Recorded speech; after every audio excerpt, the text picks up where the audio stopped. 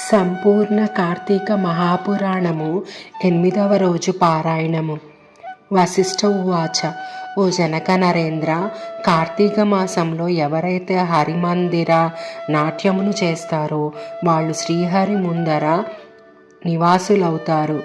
కార్తీక ద్వాదశి నాడు హరికి దీపమాలార్పణ చేసేవాళ్ళు వైకుంఠంలో సుఖిస్తారు. కార్తీక మాస శుక్లపక్ష సాయంకాలం నందు విష్ణువుని అర్చించేవాళ్ళు స్వర్గనాయకులు అవుతారు. ఈ నెల రోజులు నియమముగా విష్ణువాలయానికి వెళ్ళి దైవ దర్శనము చేసుకునే వాళ్ళు సాలోక్య మోక్షాన్ని అందుకుంటారు. అలా గుడికి వెళ్ళేటప్పుడు వాళ్ళు వేసే ఒక్కొక్క అడుగుకు ఒక్కొక్క అశ్వమేధ యజ్ఞ ఫలాన్ని పొందుతారు. కార్తీక మాసంలో అసలు విష్ణుమూర్తి గుడికి వెళ్ళని వాళ్ళు ఖచ్చితంగా రౌరవ నరకానికో కాలసూత్ర నరకానికో వెళతారు. కార్తీక శుద్ధ ద్వాదశి నాడు చేసే ప్రతి సత్కర్మ అక్షయ పుణ్యాన్ని, ప్రతి దుష్కర్మ అక్షయ పాపాన్ని కలిగించుతాయి. శుక్ల ద్వాదశి నాడు విప్రసహితుడై భక్తియుక్తుడై గంధ పుష్పాక్షిత ధూపదీపార్ఘ్య భక్ష్య నివేదనలతో విష్ణువును పూజించే వారి పుణ్యానికి మితి అనేదే లేదు. కార్తీక శుద్ధ ద్వాదశి నాడు శివాలయంలో కానీ కేశవాలయంలో కానీ 1,00,000 దీపాలను వెలిగించి సమర్పించే వాళ్ళు విమానారూఢులై దేవతల చేత పొగడబడుతూ విష్ణులోకాన్ని చేరి సుఖిస్తారు. కార్తీక మాసం నెల్లాళ్ళు దీపమును పెట్టలేని వాళ్ళు ద్వాదశి, చతుర్దశి, పూర్ణిమ ఈ 3 రోజులైనా దీపమును పెట్టాలి. ఆవు నుండి పాలు పితికేందుకు పట్టేటంత సమయమైనా దైవ సన్నిధిలో దీపమును వెలిగించిన వాళ్ళు పుణ్యాత్ములే అవుతారు. ఇతరులు పెట్టిన దీపాన్ని ప్రకాశింపచేసిన వాళ్ళు పాపాలు ఆ దీపాగ్నిలోనే కాలిపోతాయి. ఇతరులు ఉంచిన దీపం ఆరిపోయినట్లయితే దాన్ని పునః వెలిగించేవాడు ఘనమైన పాపాల నుండి తరించిపోతాడు. ఇందుకు ఉదాహరణగా ఒక కథ చెబుతాను, విను. ఎలుక దివ్య పురుషుడగుట. సరస్వతీ నదీ తీరంలో అనాది కాలముగా పూజా పునస్కారాలు లేక శిథిలమైపోయిన విష్ణువాలయం ఒకటి ఉండేది. కార్తీక స్నానార్థమై సరస్వతీ నదికి వచ్చిన ఒక యతి ఆ గుడిని చూచి తన తపోధ్యానాలకు గాను ఏకాంత ప్రదేశము అనువుగా ఉంటుందని భావించి ఆ గుడిని తుడిచాడు, నీళ్లు చల్లాడు. చేరువ గ్రామానికి వెళ్ళి ప్రతి నూనె 12 ప్రమిదలు తెచ్చి దీపాలను వెలిగించి నారాయణార్పణమస్తు అనుకొని తనలో తాను ధ్యానమును చేసుకోసాగాడు. ఈ యతి ప్రతిరోజు ఇలా చేస్తుండగా కార్తీక శుద్ధ ద్వాదశి నాటి రాత్రి బయట ఎక్కడ ఆహారము దొరకపోవడం వలన ఆకలితో తన కడుపులోనే ఎలుకలు పరిగెడుతున్న ఒక ఎలుక ఆ గుడిలోనికి వచ్చింది. ఆహారాన్వేషణలో విష్ణు విగ్రహానికి ప్రదక్షిణముగా తిరిగి మెల్లగా దీపాల దగ్గరకు చేరినది. అప్పటికే ఒక ప్రమిదలో నూనె అయిపోవడం వలన ఆరిపోయిన వత్తి మాత్రమే ఉంది. తడిగా ఉన్న ఆ వత్తి నుంచి వచ్చే నూనె వాసనకు భ్రమసిన ఎలుక అదేదో ఆహారము అని భావించి ఆ వత్తిని నోట కరుచుకొని పక్కనే వెలుగుతున్న మరో దీపం వద్దకు వెళ్ళి పరిశీలించపోయింది. ఆ పరిశీలనలో అప్పటికే నూనెతో బాగా తడిసి ఉన్న ఆ ఆరిపోయిన వత్తి కొన వెలుగుతున్న వత్తి అగ్ని సంపర్కమై ఉండటంతో ఎలుక దానిని వదిలివేసినది. అది ప్రమిదలో పడి 2 వత్తులు చక్కగా వెలుగసాగాయి.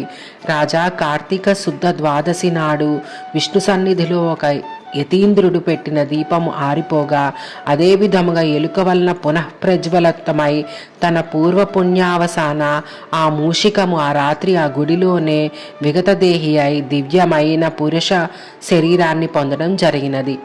అప్పుడే ధ్యానంలో నుండి లేచిన యతి ఆ అపూర్వ పురుషుణ్ణి చూసి, ఎవరు నువ్వు, ఇక్కడికి ఎందుకు వచ్చావు అని అడగడంతో ఆ అద్భుత పురుషుడు, ఓ యతీంద్ర, నేనొక ఎలుకను, కేవలం గడ్డి పరకల వంటి ఆహారంతో జీవించేవాడిని. అటువంటి నాకిప్పుడు ఈ దుర్లభమైన మోక్షము ఏ పుణ్యము వల్ల వచ్చిందో తెలియదు. పూర్వజన్మలో నేనెవరిని, ఏ పాపము వలన అలా ఎలుకలయ్యాను, ఏ పుణ్యము వలన ఈ దివ్యదేహమును పొందాను. తపస్సంపన్నుడవైన నువ్వే నన్ను సమాధానపరచగలవాడివి, దయగలవాడివై వివరించు, నేను నీ శిష్యుణ్ణి అని అంజలి ఘటించి ప్రార్థించాడు. ఆ యతి తన జ్ఞాననేత్రంతో సర్వాన్ని దర్శించి ఇలా చెప్పసాగాడు. తిల సమేతముగా దానిపై నేతితో దీపాన్ని వెలిగించి విష్ణు అర్పణము చేసి పునః గుడిలోనికి వెళ్ళి పురాణ కాలక్షేపము చేయసాగారు. అంతలోనే వారికి చటచ్చటారావాలు వినిపించడంతో వెనుదిరిగి స్తంభదీపము వైపు చూశారు. వాళ్ళలా చూస్తుండగానే ఆ స్తంభము ఘటఘటారావాలతో నిలువునా పగిలి నేలను పడిపోయింది. అందులో నుంచి ఓ పురుషాకారుడు వెలువడంతో విస్మయత చిత్తులై ఆ ఋషులు, ఎవరు నువ్వు? ఇలా స్థాణువుగా ఎందుకు పడి ఉన్నావు? నీ కథేమిటో చెప్పు అని అడిగారు. అందుకు ఆ పురుషుడు ఇలా చెప్పసాగాడు. ఓ మునివరేళ్ళారా, నేను గతంలో ఒక బ్రాహ్మణుడైన వేదశాస్త్ర పఠనమును గాని హరికథా శ్రవణమును గాని క్షేత్రయాత్రాటలను గాని చేసి ఎరుగను. అపరిమిత ఐశ్వర్యము వలన బ్రాహ్మణ ధర్మాన్ని వదిలి రాజునై పరిపాలన చేస్తూ దుష్టబుద్ధితో ప్రవర్తించేవాడిని. వేద పండితులు, ఆచారవంతులు, పుణ్యాత్ములు, ఉత్తములు అయిన బ్రాహ్మణులను నీచాసనాలపై నియోగించి నేను ఉన్నతాసనములపై కూర్చుండేవాడిని. ఎవరికీ దాన ధర్మాలు చేసేవాణ్ణి కాదు. తప్పనిసరైనప్పుడు మాత్రం ఇంతిస్తాను అంతిస్తాను అని వాగ్దానం చేసేవాడినే తప్ప ద్రవ్యాన్ని మాత్రం ఇచ్చేవాడిని కాను. దేవబ్రాహ్మణ ద్రవ్యాలను స్వంతానికై ఖర్చు చేసుకునేవాడిని. తత్ఫలముగా దేహాంతాన నరకగతున్నై అనంతరం 52,000 మార్లు కుక్కగాను, 10,000 సార్లు కాకిగాను, మరో 10,000 పర్యాయాలు తొండగాను, ఇంకో 10,000 సార్లు విష్టాసినైన పురుగుగాను, 1,000,000 జన్మలు చెట్టుగాను, గత 1,000,000 జన్మలుగా ఇలా మొద్దువలేను పరిణమించి కాలమును గడుపుతున్నాను. ఇంతటి పాపినైన నాకు ఇప్పుడెందుకు విమోచనము కలిగిందో, ఈ విశేష పురుషాకృతి ఎలా వచ్చినదో సర్వజ్ఞులైన మీరే చెప్పాలి. ఈ ఉద్భూత పురుషుని వచనాలను విన్న ఋషులు తమలో మాటగా ఇలా అన్నారు. ఈ కార్తీక వ్రతఫలము యథార్థమైనది సుమా. ఇది ప్రత్యక్ష మోక్షదాయకము. మన కళ్ళ ముందే ఈ కొయ్యకు ముక్తి కలిగినది కదా. అందున కార్తీక పూర్ణిమ నాడు స్తంభదీపమును పెట్టడం సర్వత్రా శుభప్రదము. మన చేపెట్టబడిన దీపం వల్ల ఈ మొద్దు ముక్తిని పొందినది.